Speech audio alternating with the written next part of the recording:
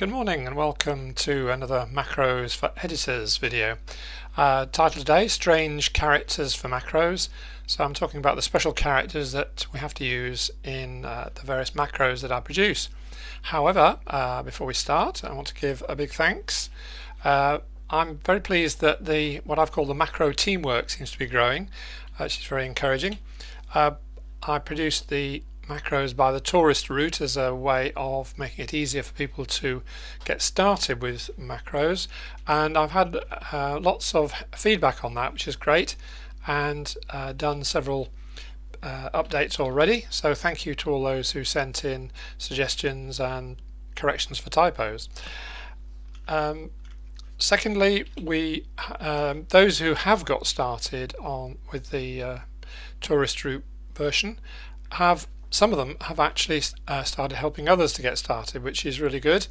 All it needs really is just someone to reassure you and help you to see what's needed as you look through the instructions. So someone who's just been through the instructions is probably very good at doing that. So help each other, that's great. Okay, now the problem that I suffer from is that I've been doing these macros for 15 years now, and therefore there's quite a number of things that I tend to take for granted and don't realize that people don't know about them. But if you're the ones to tell me, because if something's new and strange to you, then it's going to be new and strange to somebody else. So please tell me what needs looking at, and I'll see what I can do. It's these little things that can sometimes put people off when they're trying to get started working with macros. Now for today, I've had feedback from one macro user about the funny characters that are needed when running macros, and again something I'd taken for granted, so I thought we'd see what we could do to show you those. And also I've got over the last few years a growing realization that not all characters that I use are actually available on every keyboard, so that's could be an issue. So we'll look at that. So what special characters am I talking about? Well, obviously for anybody using Fredit, you need the vertical bar, which is the divider that we use, the delimiter we use between the find, which was color, and the replace there, so that's an important one. Next one is the tilde. So if you move a bit further with Fredit and start putting in wildcard find and replaces, then they have to have a tilde at the beginning to show that this find and replace is not a literal find and replace, it's a wildcard. Next thing you might do with Fredit is start using case insensitive, and so if you want to do that, then the symbol at the beginning that you put at the beginning of the find and replace to make that change for any case regardless, then it's what's known sometimes as the bent pipe, and sometimes known as not, because it's used in symbolic logic. So that symbol is used in order to say A and B, or not A and B. So that's where the not comes from. So I'm going to show you where these characters are on the keyboard in a minute, but let's just go through and find out what characters we're looking for. The backslash is used in wildcard find and replaces, so that could be useful to locate. The caret is used in quite a number of find and replaces, so if you're looking for a paragraph mark, caret P, a tab, caret T, or this one here, the caret ampersand, which I've used in that wildcard there, in order to say replace with that which you have found. And if you need to look up any of these, then they're all in Appendix 1 of my book. The break key is an important one. When it's combined with the control key, so you press the control key down and hit break, then that will stop a macro that's running. And the last one, oh yes, the broken bar. I haven't used it yet, but in preparing this video I discovered it, so I thought I'd mention it just in case I decide to use it for some macro function later. And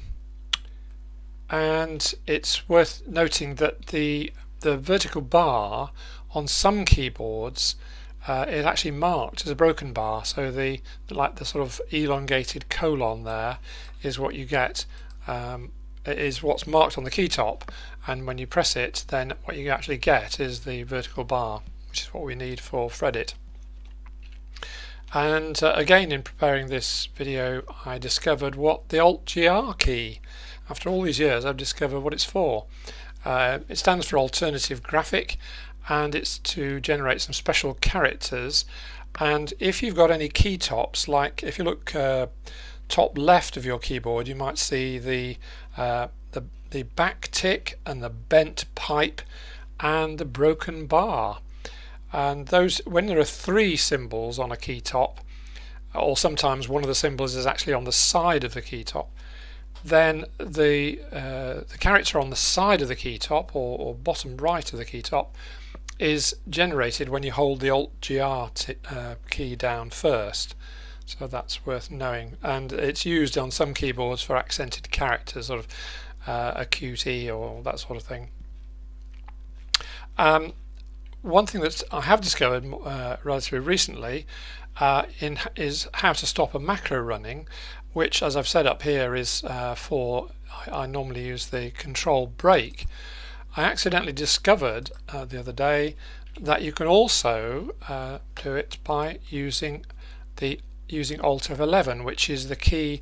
If you press it, that's the key that brings up a Visual Basic window, and that's important because, as I'll mention in a minute, some keyboards these days don't have a break key, and therefore if you've got a keyboard like that, then it's important to know that Alt F11 can stop a macro running. So if I run a silly macro which just draws things on the screen, I can stop it by holding the control key down and pressing break, which is fine if you've got a break key, and then you can click end to stop it. If I run it again, what I've also discovered is that if you press Alt F11, up comes the Visual Basic window. Now at the top of the Visual Basic window you've got the sort of DVD buttons for run, pause and stop, so you can simply click on the stop button and it stops the macro. So that's worth knowing. Anyway, okay, so when you're looking to buy a new keyboard or looking for a laptop for a keyboard, then what is worth knowing? Well, the break key I mentioned, it's quite helpful to have a break key, so you can use control break rather than Alt F11. Doesn't matter desperately, I suppose. And the other one is, if like me you use the F keys, I use lots of keystrokes, and therefore using an F key to run a macro, or a combination of that with sort of Control, Alt and Shift, gives lots of options for choosing different keystrokes. But the function keys, is worth knowing what to look for when you're buying a keyboard, and I'll show you in a second. Okay, so I'll now grab the camera. Oops. And we'll have a look at the keyboard. So if I just change the focus on the camera to there somewhere. Right. Oops, there we go. So let's go back to the characters we were looking for. Okay, so on my keyboard at the top left is the key character that I was looking for, that I mentioned already, and that's got the bent pipe and the back tick and the broken bar. Well, not that you'll need the broken bar, but the bent pipe is there. The tilde, I'll show you in a second, it's on the other side of the keyboard. While I'm on this side, I'll go down to here, bottom left, next to the shift key there. That's the backslash, and then if we go up onto the top row along to number 6, above number 6 is the caret, and then if we go along and down here, where are we? There we go, just near the enter key is the hash, or mine is the hash key, and the tilde, which is useful to know. Okay, so that's all those characters. What are we doing next? Oh yes, we talked about the break key, which is up here. On mine is top left, so it's marked as pause and break. Okay, so those are the special. The Altgr. Let's go and find that one. That's down here. Where are we? There's the mouse key, and there's the Altgr. Actually, you might wonder, I don't know if you noticed, if I go back over this side, there's a hole there, and there's another hole there. And the reason is I've taken the key tops off. There they are. I've taken the key tops off because they are the caps lock, which I never use, and it annoys me. I accidentally press the caps lock and I end up with a load of capitals. And the other one is the Microsoft key. I don't use that, so I've taken that out as well. You can just sort of leave the cap top off. Right, now then, let's go and talk about buying a new keyboard. Okay, so over to my laptop that I bought a few years ago. Lovely new laptop. Unfortunately, when I started to look at it, I looked for tried to stop a macro running, and there was no break key. Okay, we now know the solution to that, but the solution that I had to do at the time was a piece of cardboard, which I placed over the keyboard with a corner cut out so I can hit the power button there, and bought myself a new keyboard, which is here. A remote keyboard and mouse, and that has got a break key.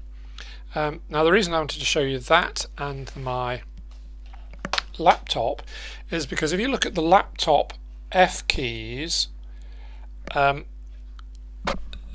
the F keys there, the Fs are in the bottom right hand corner of the mouse of the key top. And that indicates that to get the F functions, then you also have to press the Fun key, which is down here. So if I want to do, when I run Fredit, for example, I use Control Alt F5, and so if I'm doing it on this keyboard, I've not only got to press Control and Alt, I've also got to press the Fun key in order to run Fredit. However, if you look at this new keyboard I've bought and look at the F keys on that one, you'll see that the F is in the top left, and then the special functions like sound up and sound down, and these things for sound and so on. If the symbol, the F symbol, is in the top left of the key top, then that means that when you press that key you get the F. And in order to get the sort of sound up and sound down, then you have to hold the Fun key and press the key. So that's it, a tour around my keyboards. If you've got any questions, then do get in touch. Yep, done all that. Yep, that's it. Okay, bye for now.